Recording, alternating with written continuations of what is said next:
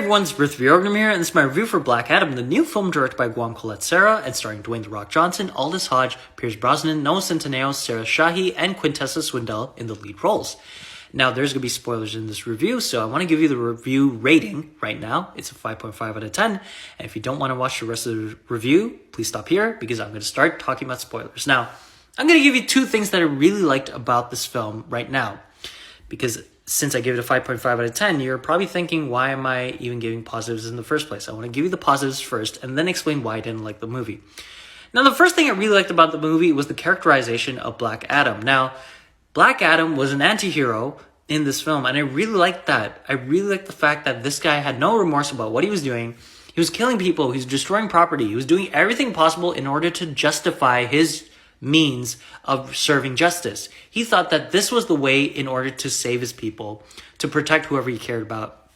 And he doesn't care what happens around him, who is in his way. He's going to do whatever he wants to do because this is what he thinks is appropriate.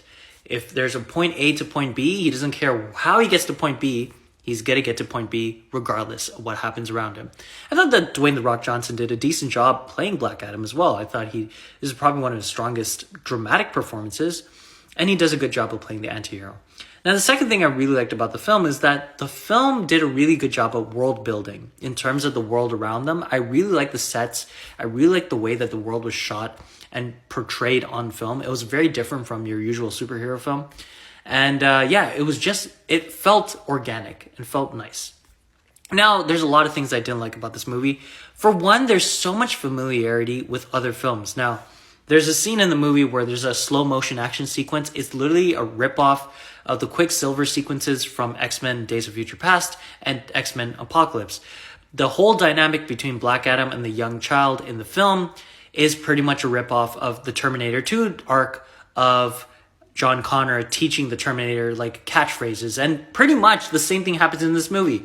He says like, oh, you need a catchphrase and you need to smile more. You need to protect your people. You need to do this. You need to do that. It's pretty much the same dynamic. Even the acting that Dwayne The Rock Johnson does in this film, which I liked, but was super familiar and super similar to what Arnold Schwarzenegger was doing in Terminator 2 as well. Even there was another sequence with like a character becoming really big. It kind of reminded me of sequence from Ant-Man, the second one. And yeah, the film felt like a little bit over the top. The writing was really bad. And the ending is fun. It's giving an interesting future for the franchise. But yeah, this was a disappointing watch in my opinion. It was a flawed film. I give it a 5.5 out of 10.